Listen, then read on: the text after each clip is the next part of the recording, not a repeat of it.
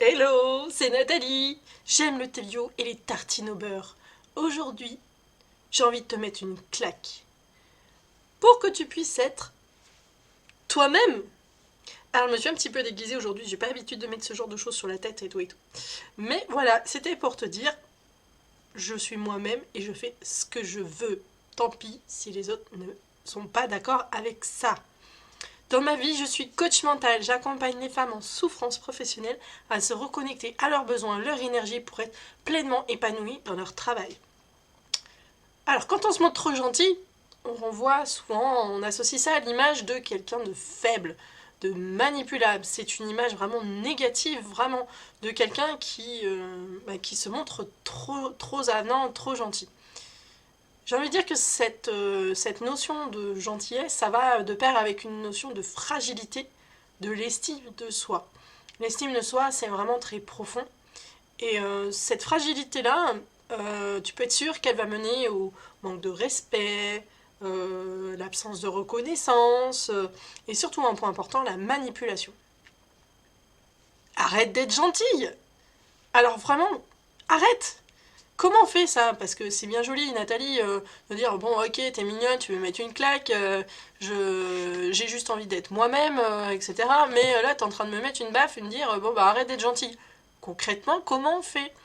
Eh ben, je vais te montrer un petit peu, je vais te dire bon, ce qui me vient à l'esprit, voilà, je vais essayer de faire des points quand même, mais dans l'ensemble, voilà, je vais te dire ce que j'en pense. Déjà, un point important, c'est de prendre conscience de ce que tu vis et de prendre conscience de ce que l'autre vit. C'est-à-dire, je vais te donner un petit exemple, ce sera peut-être plus parlant. Ton chef te charge d'une tâche qu'un autre de tes collègues n'a pas fait. Ou alors qu'il n'avait pas envie de faire. Et sans te demander, toi, si tu étais capable de le faire ou si tu avais envie ou quoi que ce soit, il te donne le dossier. À ce moment-là, prends conscience de ce que tu es en train de vivre. C'est important. Et de prendre conscience de ce que l'autre est en train de te faire vivre. Mets-toi à sa place, en fait. Essaie de se mettre à sa place. Pourquoi il a ce réflexe-là? Te le donner à toi et pas à quelqu'un d'autre. Alors, quand tu vis des choses comme ça, je te laisse vivre le contenu. Et comment tu fais pour retourner cette situation-là et te sentir quand même mieux pour dire en fait non, je suis pas d'accord avec ça, parce que le réflexe quand on est gentil c'est de dire oui et de baisser la tête et de faire ce qu'on nous demande. Là le but c'est justement de dire là je suis pas du tout d'accord avec ça. Comment concrètement tu fais? Tu dis à ton chef le fait de me charger de cette mission, euh, je ne comprends pas en fait, ça me surprend. J'ai besoin, moi, d'être formée parce que je suis complètement déroutée par cette tâche. Est-ce qu'on peut convenir de faire un compagnonnage sur ce sujet-là? Waouh! Là, dans une phrase, tu viens de dire à ton chef, en traduction, qu'est-ce que c'est que ce bordel? Pourquoi tu me files ce sujet-là? Je ne sais pas le faire. File-le à quelqu'un d'autre ou alors tu me permets de pouvoir le faire en étant accompagné. À ce moment-là, ton chef, il va vite comprendre que ben, t'es pas à même de faire le boulot là maintenant tout de suite comme il veut et que tu t'écrases. Donc soit il va avoir de réflexion, il va dire ok, elle a besoin d'aide, je vais faire en sorte de lui mettre quelqu'un avec elle pour qu'elle puisse apprendre, parce que ça c'est le management qui percute et qui réagit, donc ça c'est plutôt bien. Ou alors, effectivement, il va dire elle me casse les pieds, je lui ai demandé de faire ce job et qu'elle se taise, parce que si l'autre là, il veut pas le faire, faut bien que l'activité elle avance, quoi. Donc fais-le et basta, quoi. Il y a ces deux réactions là. Donc en fonction de ces deux là, moi j'ai envie de dire fais le disque rayé. Si ton chef dit oui, non, t'exagères, machin, peu importe ce qui pourra te sortir, sauf s'il répond favorablement à ce que tu peux dire, même si voilà, tu négocies un petit peu, tu arrondis les angles et tu essaies de trouver un compromis, ça reste dans le positif, quoi. Si, il donne suite, il comprend ce que tu es en train de dire. Voilà, c'est ce que je veux dire. Si vraiment il veut pas comprendre, moi, je te dirais, c'est le disque rayé. Il ne comprend pas, tu répètes ce que tu viens de dire. Ça veut dire qu'il ne veut pas t'écouter. Donc répète, répète, répète. Ne cherche pas à te justifier de quoi que ce soit. Répète ce que tu ressens. Répète ce dont tu as besoin pour faire ce qu'il te demande.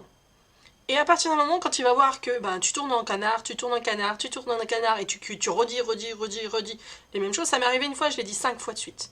Au bout de la 5e fois, il m'a regardé, mais qu'est-ce que tu veux en fait? Et là, tu le redis une 6e fois. Et ben là, concrètement, je suis un peu surprise que tu m'aies donné ce travail. J'ai besoin d'être accompagnée pour pouvoir le réaliser. Est-ce qu'on peut convenir ensemble de mettre quelqu'un avec moi qui soit compétent sur ce sujet-là? Et là, ben, dans mon cas à moi, ben, il a pris le papier du dossier qu'il me demandait de faire, puis il est parti furieux en demandant ça à quelqu'un d'autre. Ça, c'est un premier point pour pouvoir arrêter d'être gentil et d'être conforme à toi, ce que tu vis, et à ce que tu peux ressentir. Je dis pas que c'est très simple à faire, mais je t'avoue que le disque rayé, il est assez puissant et il est quand même facile à tenir parce que, en général, tu t'accroches. Tu prépares ta phrase, même des fois, ça a posteriori, tu diras la prochaine fois, s'il me refait un truc comme ça parce que moi ça me dérange, crac, je prépare ma phrase et je la tiens et je vais la tourner et je vais la tourner et je vais la tourner. C'est quelque chose, une fois qu'on a bien formulé, parce que des fois c'est pas simple de formuler sur le coup, donc des fois formuler en avance parce qu'on connaît certaines situations qui nous dérangent, et ben on prépare une phrase dans la tête en disant ouais, je la prends un petit peu et puis quand le moment sera venu, paf, je la sors et hop hop, et hop hop, et hop hop. Bah voilà, c'est vraiment le disque rayé, il est pratique pour ça, ça te permet en fait de t'accrocher à quelque chose qui va juste t'aider à t'en sortir. Voilà, donc je te donne en face voilà, les possibilités, donc tu peux très bien avoir un chef ou quelqu'un qui soit compréhensif et qui va vraiment comprendre avec ce disque rayé que il y a des solutions alternatives et ok, on va réfléchir à une façon qui soit correcte pour toi et moi, ou alors il veut pas comprendre et tout ce qu'il veut c'est écraser et aller dans le sens qu'il veut lui, mais ça marche plus. Donc toi t'es plus gentil, t'es conforme à ce qui tu es toi. Donc ok, tu veux faire ce travail, moi je te propose d'aller dans cette direction parce que ce que tu me demandes, je ne peux pas le faire, en clair. Ça c'est un gros point, donc j'ai pris un peu le temps. Le deuxième point, c'est plutôt, j'ai envie de dire, sur le côté émotion, sensibilité. Quand on est gentil, en fait, on cherche à correspondre aux besoins, aux attentes, en fait, de quelqu'un d'autre que l'on aime, que l'on apprécie. Donc, forcément, on devient quelqu'un d'autre.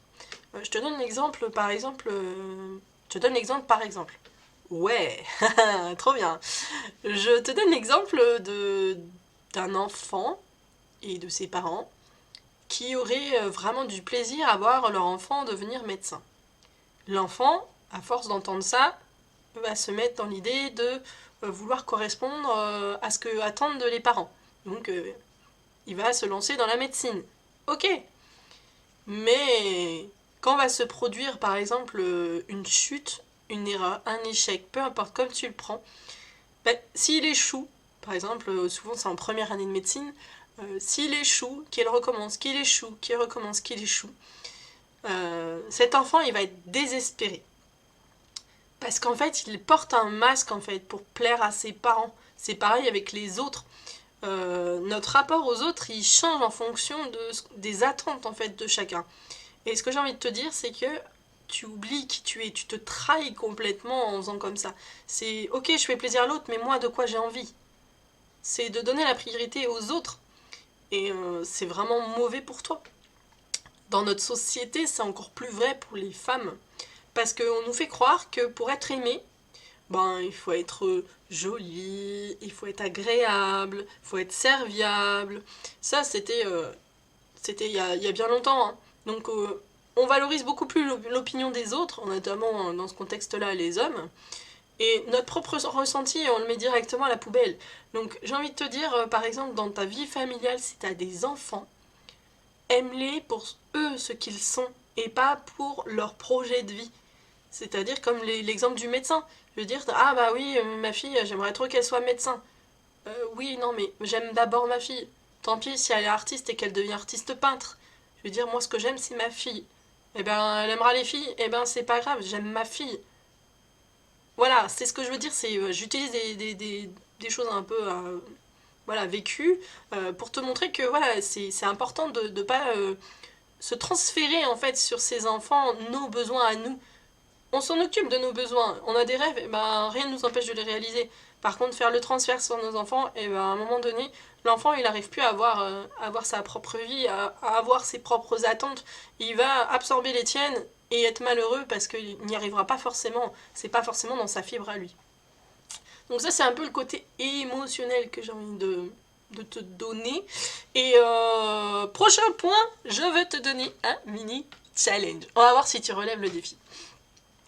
La prochaine fois qu'on te pose une question, voilà, et que tu sens que tu vas courber les chines, que tu vas dire oui alors que t'as pas trop envie, tu ressens que ça t'ennuie, dis non. Ah ouais, c'est facile à dire, mais je vais te montrer qu'il y a un petit outil qui s'appelle la visualisation. Quand tu dis non, tu visualises en fait que le non te permet de dire oui à quelque chose qui est très fort pour toi, pour tes valeurs. Tu te traites en fait avec respect en disant ce non. C'est exactement ça que j'ai envie de te donner comme outil. Teste, franchement, challenge, marque-moi en commentaire si tu testes et que tu réponds par oui à ce challenge, si tu en as envie, évidemment. Je serais curieuse de voir si la visualisation marche. Si tu te sens, voilà, si tu te sens contrainte, que t'as pas trop envie de dire oui, eh ben dis non. Et quand tu dis non, en même temps que tu dis ce non, tu visualises, tu imagines dans ta tête que ce non que tu viens de dire, c'est que tu as dit oui à quelque chose qui est super important pour toi. Donc c'est quelque part que tu te respectes. Ne l'oublie pas. Ensuite, il y a quelque chose que je voudrais te dire, c'est que entre ce que tu devrais faire et ce que tu voudrais faire, il y a tout un monde. Donc dire non, c'est extrêmement salvateur parce que tu vas être honnête avec toi. Et là, souvent, la réflexion que j'entends, c'est oui, mais si je suis pas d'accord, on va me détester, on va plus vouloir travailler avec moi, je vais me sentir seule, je vais pas me sentir bien. Stop! Là, t'arrêtes les conneries, t'arrêtes les bullshit. Quand on est gentil, on cherche à satisfaire les besoins des autres. Les autres, et chacun en évitant surtout les conflits. Ça, souvent, ça se rattache à l'enfance. Mais je n'en parlerai pas ici aujourd'hui. Avoir l'approbation des autres, en fait, c'est quelque part que tu cherches, que tu espères, en fait, qu'ils voient, en fait, que tu es gentil, tu essayes d'éviter les conflits. Tu essayes justement d'avoir cette approbation et qu'ils comprennent, en fait, ce que tu es en train de faire. Moi, je te dirais, reste dans l'action. Arrête de vouloir surtout intellectualiser et de réfléchir, oui, mais qu'est-ce qui se passerait? Reste dans l'action. Parce que quand tu te mets dans l'idée que la personne va te détester, ok, c'est ok que la personne te déteste. Il y aura toujours un équilibre entre les gens qui te détestent et les gens qui t'aiment. Ok, elle te déteste, mais elle te déteste autant qu'elle te déteste pour qui tu es, pas pour quelqu'un qui n'existe pas, parce que ça veut dire que les personnes qui vont t'aimer t'aimeront pour quelqu'un qui n'existe pas. Donc elles vont te détester pour qui tu es, c'est ok. L'important c'est de respecter tes besoins et de prendre tes décisions en fonction de tes besoins et en étant très clair avec toi. La petite voix intérieure en fait, c'est faut vraiment l'écouter à ce moment-là. C'est mets-toi dans l'action, arrête de penser à ton cerveau qui te dit le négatif, le manque, etc. Et te dire ok, maintenant j'y vais, j'avance. J'avance et moi je sais que dans mon cœur et dans mes tripes, j'ai besoin de ça. Donc je le fais. Si tu fais face à la colère, surtout prends bien soin de cette colère. Non mais allô Nathalie, la colère, on n'a vraiment pas envie de la ressentir. Bon, je m'explique avec la colère et toutes les émotions dans d'autres vidéos. Tu regarderas sur ma chaîne, tu trouveras ton bonheur, je pense. La colère, en fait, c'est un magnifique signal d'alarme. Voilà, c'est le terme un peu que j'ai envie de te dire. La colère, elle te permet d'identifier de quoi tu as besoin. Parce que souvent, la colère, elle cache une autre émotion. Donc les sentiments, les émotions qui se cachent derrière la colère, ça te permet de mettre le doigt sur ce qui ne va pas. Moi, j'aime bien passer beaucoup de temps seule. C'est un exemple en fait, mais moi pourquoi j'aime passer du temps seul? Parce que voilà, j'ai l'étiquette voilà, de HPE surdoué si tu ne connais pas, et que en fait j'ai souvent été mis dans une boîte en me disant il faut que je me conforme à ce que veulent les autres, et en fait je n'étais jamais moi-même parce que de toute façon j'étais la risée et que j'étais pas acceptée pour qui j'étais. Voilà, en fait faire semblant ça m'empêchait de réagir, de créer, d'imaginer tout ce que je voulais. Donc j'aime beaucoup en fait aujourd'hui de passer du temps toute seule, parce que ça me permet d'être vraiment fidèle à moi-même, et j'ai pas besoin d'inventer quelqu'un d'autre quand je suis toute seule avec moi. Je me respecte beaucoup plus, et voilà, c'est ce que je te recommande de faire, de trouver le sens de ta colère, et derrière tu trouveras beaucoup de choses, beaucoup de sentiments, beaucoup d'émotions qui vont te permettre de recoller à tes besoins, et de faire des choses, d'avoir des actions derrière qui te permettent de te sentir bien. Là, je t'ai donné l'exemple de moi, mais je suis persuadée que dans ta vie, tu as des exemples qui parlent beaucoup plus. Et il y a en fait deux autres petites choses, je pense, que je vais rajouter. C'est, j'en reparlerai, je pense, dans d'autres vidéos, mais c'est la déresponsabilisation. Je vais te donner des exemples, ça sera beaucoup plus parlant. Il faut que je fasse ceci. J'ai pas le choix. Je vais faire ça. C'est comme ça. Ou j'ai pas le temps.